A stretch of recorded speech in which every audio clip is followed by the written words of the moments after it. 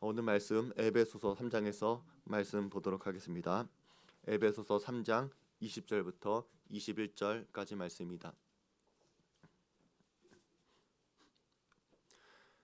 우리 한 구절씩 교독하도록 하겠습니다.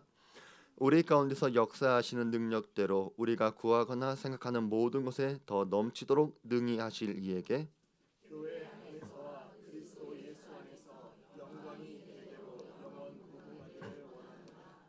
아멘. 사랑하는 모든 은혜가 넘치는 교회 성도 여러분, 오늘로써 우리는 7주간 이어온 하나님의 모든 은혜가 넘치는 교회 시리즈의 마지막 자리에 섰습니다. 지난주 우리는 안개 보행을 말하면서 앞이 보이지 않는 짙은 안개 속에서 두려워하며 뱅뱅 제 자리를 맴돌던 우리에게 하나님은 예레미야의 입술 통해 말씀하십니다. 너희는 길을 잃은 것이 아니다. 내 머릿속에는 이미 너희를 위한 평안과 미래의 설계도가 완벽하게 짜여져 있다. 그 약속을 붙잡고 우리 성도들은 지난 한 주간 살아오셨을 것이라 기대합니다. 인생의 낡은 목재들을 뜯어내고 내 힘으로 열 수 없었던 문 앞에 주님이 열쇠를 돌려주실 것을 믿습니다. 형편이 어려워 안 된다고 하는 엄살을 버리고 작은 능력으로도 말씀을 지키겠다는 결심으로 정직한 벽돌을 쌓아 올릴 것입니다. 기도의 골방에서 나를 쳐서 복종시키며 삶의 질서를 바로잡고 재건축의 시간을 인내할 것입니다. 그리고 오늘 마침내 우리는 그 설계도의 마지막 페이지를 펼칩니다.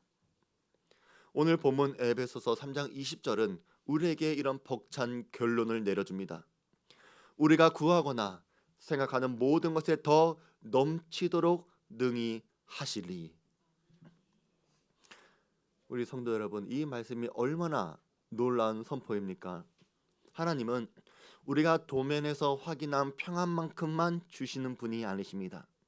하나님은 우리가 감히 입을 벌려 구했던 목록이나 머릿속으로 이 정도면 행복하겠다라고 상상했던 그 모든 한계를 비웃으실 정도로 압도적으로 넘치게 부어주시는 분이십니다. 오늘 이 시간은 7주간의 공사를 마치는 우리 인생과 교회 위에 하나님의 영광이라고 하는 지붕을 덮는 영광의 완공식입니다. 우리 인생의 설계자가 얼마나 큰 손을 가지셨는지, 그리고 그분이 우리를 위해 준비하신 상상 그 이상의 미래가 어떤 것인지 확인하고 그 복을 온전히 누리고 결단하는 축복의 시간이 되기를 주의 이름으로 간절히 축원드립니다. 오늘 본문 20절을 다시 한번 주목해 보시길 바랍니다. 우리 가운데서 역사하시는 능력대로 우리가 구하거나 생각하는 모든 것에 더 넘치도록 능히 하실 이에게. 하나님이 우리 인생을 재건축하실 때 그 결과는 우리의 기대 정도만이 아닙니다. 사도 바울은 여기서 더 넘치도록 이라고 하는 표현을 사용했는데, 이것은 헬라어로 휘페르 에크 페리스, 모든 측정치를 초과해서 압도적으로 풍성한 상태를 말합니다. 우리는 안개 속에서 겨우 내일 먹을 양식만 주시옵소서, 이 고통만 끝나게 해 주시옵소서 라고 구하겠지만, 하나님은 우리가 구하는 것보다 생각하는 것보다 그 너머를 보고 계십니다. 우리가 방 한 칸 고쳐달라고 기도할 때 하나님은 우리 인생 전체를 영광스러운 궁전으로 바꿀 계획이 있으십니다. 이스라엘 백성들이 바벨론에서 그저 고향으로 돌아가고 싶다라고 하는 꿈을 꿨지만, 하나님은 그들을 향해 온 인류를 구원할 메시아의 통로라고 하는 상상치 못할 스케일을 준비하셨습니다.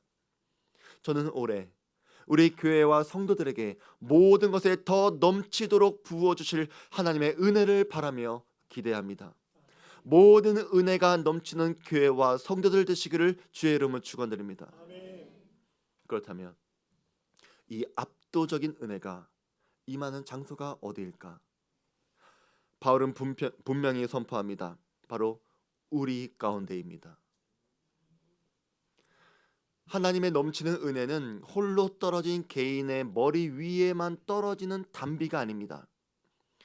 그것은 하나님의 백성들이 모여있는 공동체, 즉 교회의 질서와 관계라고 하는 거대한 저수지 속에서 파도처럼 밀려오는 것입니다.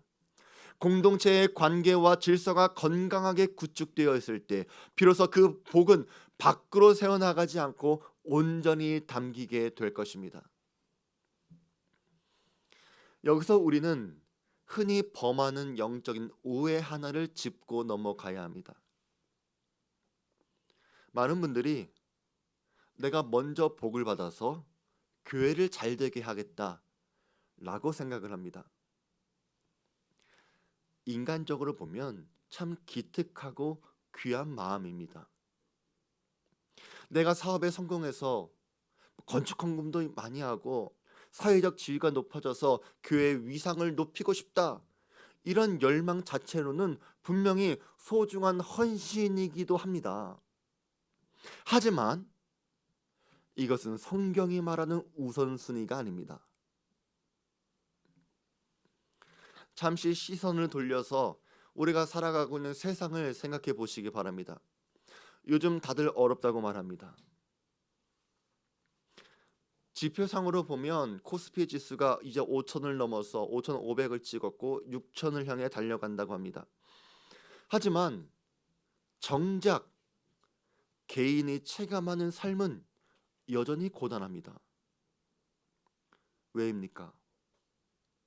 우리 사회는 저성장의 고착화, 불확실성이라고 하는 구조적인 과제 앞에 있기 때문입니다. 이런 상황에서 한 개인이 홀로 잘 된다고 해서 우리나라 전부가 잘 되게 할 수 있겠습니까? 절대 그렇지 않습니다. 나라 전체가 건강해져야만 개인이 비로소 안녕을 누릴 수가 있는 것입니다. 개인이 잘 돼서 나라를 강하게 만드는 속도보다 나라라고 하는 시스템 자체가 든든할 때 그 안에 개인들이 보호받는 속도가 훨씬 더 빠르고 확실합니다. 공동체의 기반이 무너진 상태에서 개인의 성취는 모래 위에 쌓는 성과 같습니다. 교회라고 하는 영적인 공동체도 마찬가지입니다. 건강한 교회 안에는 당연히 건강한 성도들이 존재합니다. 성도 한두 사람이 세상에서 성공을 거둔다고 해서 교회 전체가 저절로 건강해지는 것은 아닙니다. 성경의 원리는 개인이 잘된 다음에 교회를 떠받치는 구조가 아니라 하나님의 통치가 임하는 공동체가 바로 서게 될 때에 그 안에 속해 있는 지체들이 상상을 초월하는 복을 누리게 되는 구조라고 하는 것을 여러분은 깨닫게 되길 바랍니다. 이것은 단순히 규모의 경제를 말하는 것이 아닙니다. 복이 흘러오는 근원과 그것을 담아내는 영적 생태계를 말하는 것입니다. 내가 복을 받아서 교회를 잘 되게 하겠다. 이 생각의 중심에는 나라고 하는 주어가 비대하게 자리 잡고 있습니다. 내가 복의 근원이 되어서 하나님 앞에서조차 생색내겠다고 하는 위험한 발상이 숨어 있는 것이죠. 그러나 성경은 정반대의 원리를 제시합니다. 하나님의 능력은 개인의 야망이 아니라 우리 가운데서 역사하시며 시편 기자의 고백처럼 형제가 연합된 거기서 시작됩니다. 보라, 형제가 연합하여 동거함이 어찌 그리 선하고 아름다운고 거기서 여호와께서 복을 명령하셨나니 곧 영생이로다. 결국 교회가 거룩한 질서를 회복할 때 그 그늘 아래에 거하는 성도의 가정과 일터도 비로소 그 영적인 기류를 타고 함께 일어서게 되는 것입니다. 공동체라고 하는 숲이 푸르러야 그 안에 나무 한 그루 한 그루가 마르지 않는 것과 같은 이치입니다.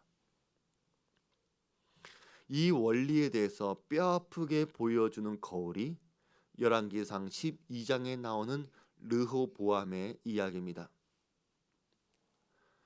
르호보암이라고 하는 왕이 개인의 권위, 기득권을 먼저 생각했을 때 이스라엘 공동체가 어떻게 무너졌는지 여러분 성경을 통해 그것을 아셔야 합니다.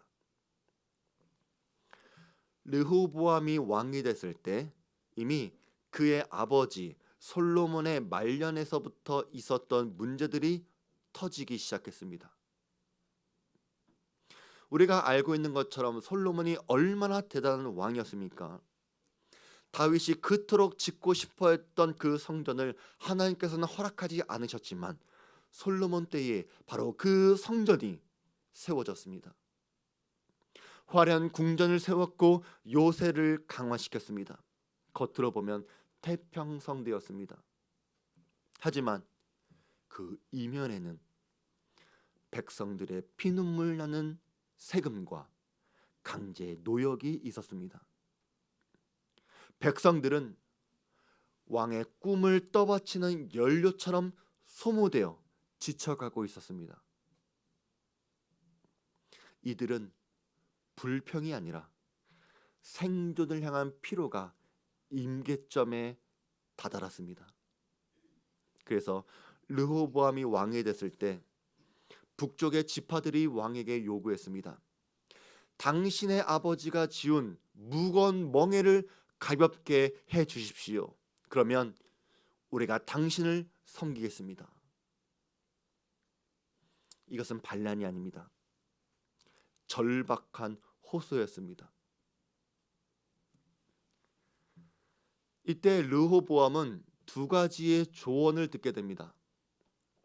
아버지 시대의 고통을 아는 노인들은 백성들의 종이 되어 그들을 섬기십시오라고 조언을 합니다.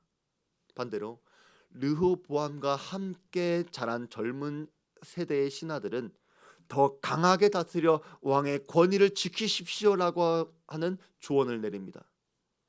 르호보암은 어떤 조언을 들었을까요?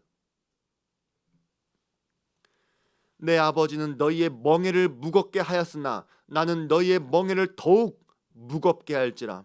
내 아버지는 채찍으로 너희를 징계하였으나 나는 전갈 채찍으로 너희를 징치하리라. 이것이 르호보암의 선택이었습니다. 이해가 안 가지 않습니까? 현대인의 상식으로 보면 더 힘들게 만들겠다라고 하는 선언은 정권 유지에 아무런 도움이 되지 않는 것처럼 보입니다. 하지만 당시 르호보암과 젊은 신하들의 생각에는 힘이 곧 권위라고 생각했습니다. 만약에 백성들의 요구를 들어주면 왕이 약해 보인다 생각을 했던 것이죠. 그래서 한 번 밀리면 계속 밀릴 것이라고 하는 공포가 비상식적인 강경책을 내놓은 것입니다. 또 젊은 신하들은 백성들의 피눈물 나는 노역 현장에 한 번도 가본 적이 없는 금수저들이었습니다. 그들에게 백성의 고통은 데이터였을 뿐이지 자신들이 누리는 왕궁의 화려함은 권리였습니다. 그래서 백성들의 짐을 줄여주자라고 하는 그 말은 우리가 누리는 혜택과 권리를 줄이자라고 하는 말과 같았습니다. 그래서 르호보암은 내가 너희의 멍에를 더 무겁게 하겠다라고 선포했을 때 단순한 정책의 실패가 아니라 관계의 파괴가 되었고 왕이 백성의 보호자가 아니라 부담 그 자체가 되겠다고 선포한 것입니다. 그 결과 10지파가 미련 없이 돌아섰고 이스라엘 왕국은 하루아침에 반죽이 됐습니다. 이것이 우리가 알고 있는 분열 왕국의 시대 북이스라엘과 남유다로 갈라지게 된 것입니다. 자기 이익을 하나님보다 더 붙들었을 때 하나님이 지켜주시던 왕국은 신기루처럼 사라졌습니다. 성경은 이 일에 대해 이렇게 평가합니다.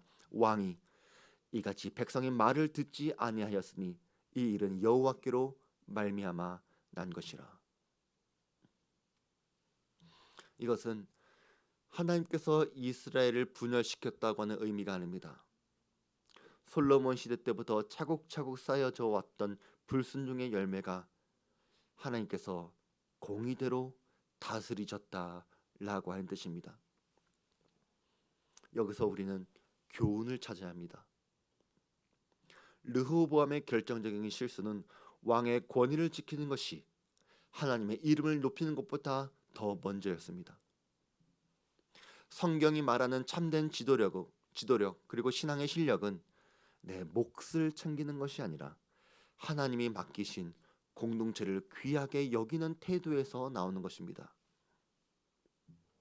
또 거룩이 전제되지 않은 번영은 축복이 아니라 재앙의 전조입니다. 르호보암은 솔로몬이 물려준 화려한 왕궁과 강력한 군사력이라고 하는 번영의 결과물을 주고 있었습니다. 하지만 그 번영의 과정에는 백성의 눈물과 불순종이 고여 있었죠. 거룩한 질서를 무너뜨린 번영은 결국 자기 자신을 찌르는 가시가 되었습니다. 하나님은 우리가 결과물 이전에 우리가 딛고 서 있는 과정의 정직함을 원하십니다. 세 번째로, 공동체의 질서가 무너진 개인의 성공은 신기루가 되었다는 것입니다. 10지파가 미련 없이 돌아섰을 때 르호보암이 그토록 지키려고 했던 왕의 권위는 하루아침에 반쪽짜리가 되어버렸습니다. 우리 성도 여러분, 여러분의 권위가 존중받고 싶으십니까? 사람들이 여러분으로부터 돌아서지 않게 하시기 바랍니다. 하나님께서 역사하시는 능력, 우리가 구하거나 생각하는 모든 것에 더 넘치도록 받을 수 있는 사람들은 바로 이런 거룩한 사람들에게 주어진 약속이라는 것을 깨닫게 되길 바랍니다. 또 여러분들은 오늘 20절과 21절을 다시 한번 꼼꼼하게 읽어보셔야 합니다. 우리는 보통 이 말씀을 읽으면 하나님은 내가 생각하는 것보다 더 큰 복을 주시는 분이시다 라고 하는 약속으로만 읽고 끝내버립니다. 하지만 성경의 문장은 그렇게 끝나지 않습니다. 20절과 21절은 이렇게 이어집니다. 능히 하실 이에게 라고 말하고 마침표 없이 21절로 이어집니다. 그리고 21절에서 결론이 나오죠. 영광이 대대로 영원 무궁하기를 원하노라. 그러니까 이 본문의 진짜 목적은 우리가 받을 복을 기대해라가 아니라 그토록 크신 하나님께 마땅한 영광을 돌리자 라고 하는 제안입니다. 바울이 왜 하나님을 설명하면서 우리가 구하거나 생각하는 모든 것에 더 넘치도록 능히 하실 이라고 왜 수식했겠습니까? 우리가 영광을 돌려야 할 그분이 바로 이런 분이시기 때문입니다.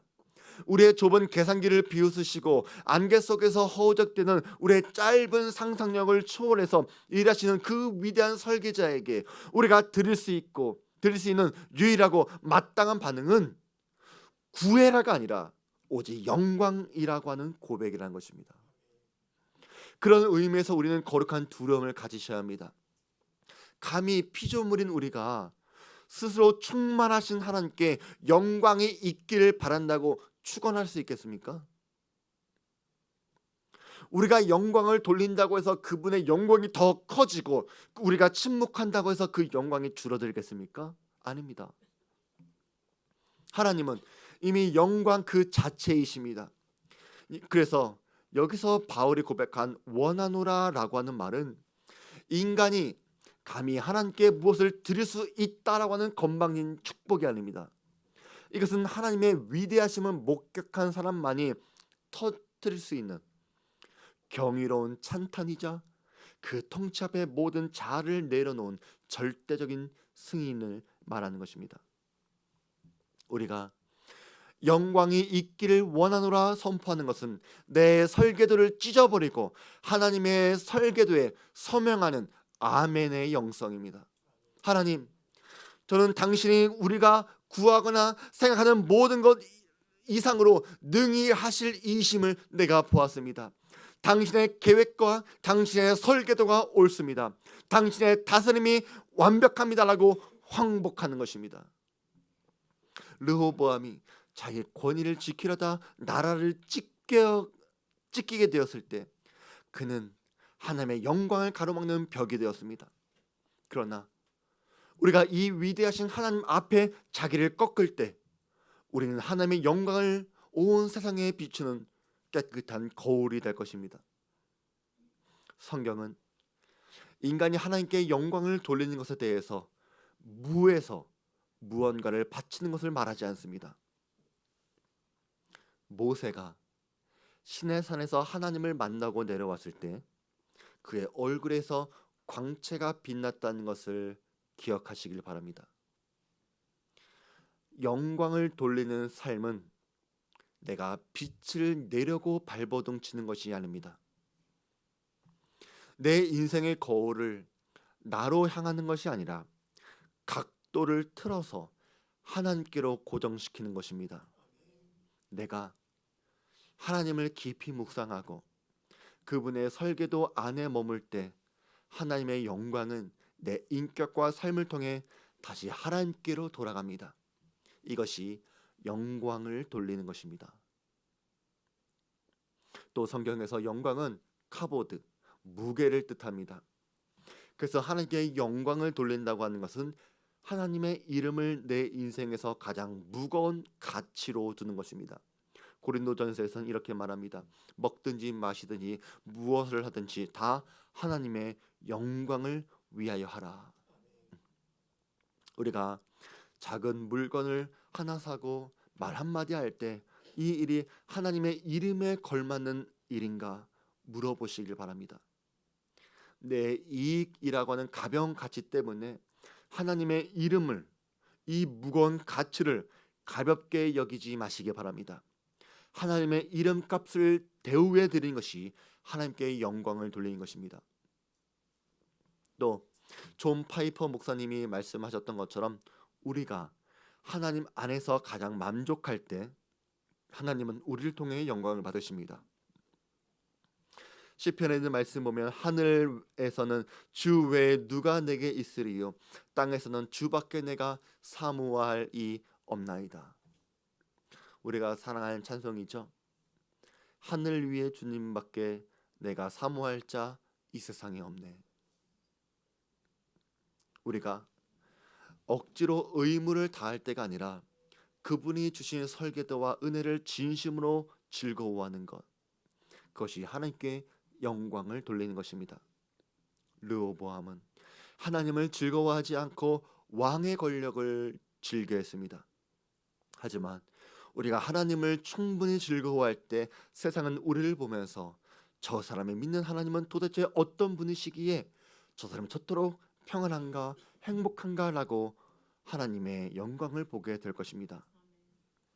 그리고 하나님께 돌리는 상상할 수 없는 영광이 머무는 장소는 세상의 화려한 무대가 아니라 가장 중요한 곳 바로 교회 안에서입니다.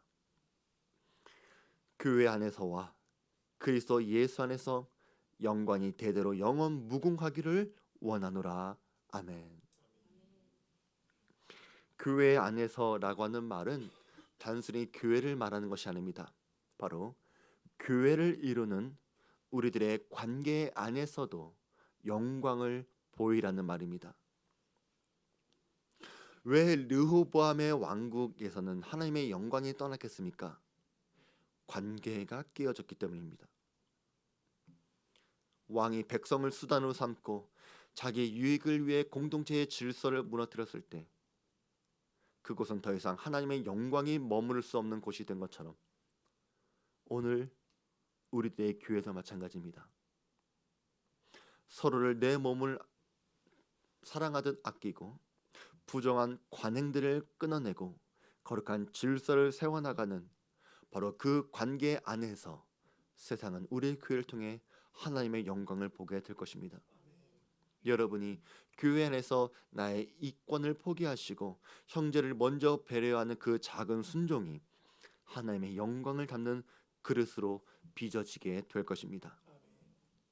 이 교회가 영광의 장소가 될 수 있는 이유는 우리가 그리스도 예수 안에 있기 때문입니다. 예수님은 자기 영광을 버리고 우리를 위해 가장 낮은 곳까지 내려오신 분이십니다. 우리가 그분의 마음을 품고 그분 안에 거할 때 우리의 깨진 설계도는 비로소 완벽하게 복구가 될 것입니다. 우리가 하나님께 영광을 돌리는 예배자로서 바로 서서 이 거룩한 공동체의 질서를 바로 지켜나갈 때 20절에 약속되어진 그 압도적인 풍성함은 우리가 구걸하지 않아도 하나님의 영광이 나타나는 과정 속에서 우리 삶에 자연스럽게 따라오는 축복의 열매가 될 것입니다. 우리 사랑하는 성도 여러분, 이제 여러분 앞에는 두 가지의 설계도가 놓여져 있습니다. 하나는 나를 위해서 공동체의 멍에를 무겁게 했던 르호보암의 설계도가 있고, 또 하나는 나를 내려놓고 하나님의 거룩한 질서를 선택하는 에베소서의 설계도가 있습니다. 여러분은 오늘 어떤 설계도를 붙잡으시겠습니까?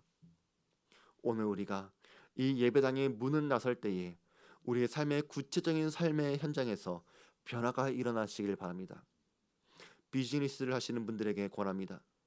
교회는 여러분의 영업장이 아닙니다. 침묵의 장소도 아닙니다. 여러분이 은혜로 충만함을 받아 세상 속으로 파송받게 되는 거룩한 베이스 캠프입니다. 교회 안에서의 여러분의 작은 이익을 기대하지 마시고 내려놓으시기 바랍니다. 대신 여러분이 세상 속에서 정직하게 승부할 때 하나님은 여러분의 기업을 항상 그 이상으로 책임져 주실 것을 믿으시기 바랍니다. 또 오랜 신앙생활 하신 분에게도 권면합니다. 과거에 묵인되었던 관행들, 그것이 교회 안에서든지 세상에서든지 그 관행들이 여러분을 움직이게 만들었다면 오늘 이 시간 예수 그리스도의 이름으로 그 낡은 옷을 벗어버리시기 바랍니다. 그것은 여러분을 지켜주는 권리가 아니라 여러분의 축복을 가로막는 장애물이었습니다. 여러분들이 먼저 자기를 꺾으시고 섬김의 자리로 내려오실 때 우리 교회는 비로소 하나님의 영광이 머무르는 거룩한 처소가 될 것입니다. 우리 사랑하는 성도 여러분, 오늘로서 우리는 7주간 이어온 모든 은혜가 넘치는 교회 시리즈의 마침표를 찍습니다. 우리는 7주 전에 산과 골짜기뿐인 척박한 땅에서도 연초부터 연말까지 우리를 돌보시는 하나님의 눈을 확인했습니다. 2주 차에는 아들까지 내어주신 하나님의 그 지독한 사랑을 확인했고, 그 다음엔 부활의 확신 속에서 기쁘게 수고하기로 결단했습니다. 그리고 우리 안에 적당주의를 깨트려 장막을 넓히고 휘장을 아끼지 말고 말뚝을 더 깊게 받기로 결단하며 나 혼자가 아닌 함께 지어져가는 성전의 신비도 배웠습니다. 그리고 지난주 우리는 안개 속에서 우리를 향한 하나님의 평안의 설계도가 있음을 믿고 우리 삶의 무너진 질서를 재건축하기로 결단했습니다. 그리고 오늘 우리는 모든 공정의 종착지에 도달합니다. 7주간의 훈련과 결단의 최종 목적지가 어디입니까? 성경은 오늘 우리에게 분명히 선포합니다. 그것은 단순히 여러분이 복을 받는 것을 넘어서 우리가 구하거나 생각하는 모든 것에 더 넘치도록 능히 하실 위대하신 하나님께 영광이 대대로 영원 무궁하기로 선포하는 자리에 서게 만드는 것입니다. 여러분의 인생의 거울을 이제 세상이 아니라 하나님께로 고정시키시기 바랍니다. 르호보암처럼 내 이익과 관행을 지키려 공동체를 더 힘들게 무겁게 만드는 자가 아니라 하나님의 이름을 내 인생의 가장 무거운 가치로 대우해드리는 영광의 예배자가 되시길 바랍니다. 여러분이 오늘 교회 안에서 나의 이권을 포기하고 세상 속에서 손해를 보더라도 내가 정직하기로 결단하고 하나님 한 분만으로 충분히 즐거워하기를 결단하셨다면 그것이 바로 21절에 나오는 원하노라라고 하는 찬양을 삶으로 부르는 것입니다. 우리가 하나님을 하나님답게 대접해드리는 영광의 자리에 바로 설 수 있다면 우리는 7주간 그토록 갈망했던 모든 은혜는 우리가 구걸하지 않아도 하나님의 영광이 나타나는 그 과정 속에서 당연한 결과가 될 것입니다. 모든 은혜가 넘치는 교회는 이제 하나님의 영광이 머무르는 교회가 될 것입니다. 7주간 우리의 인생을 성실하게 계획하신 하나님께 모든 영광과 감사를 드립니다. 여러분을 향한 하나님의 계획은 완벽합니다. 그리고 그 설계대로 우리를 빚어가실 하나님의 실력 또한 완벽합니다. 교회 안에서와 그리스도 예수 안에서 영광이 대대로 영원 무궁하기를 원하노라. 아멘.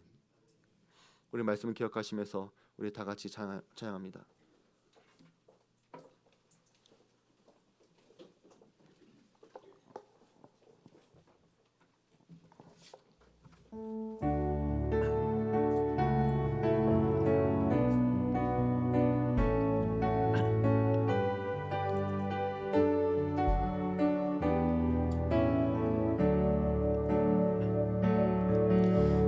알 수 없는 길로 내가 갈 수 없는 길로 가장 좋은 길로 날 인도하시네. 내가 할 수 없는 일도 나의 주가 이루시네. 가장 좋은 것을 주시는 하나님. 내 생각보다 내 계획보다 더 좋은 것을 주시는 주님.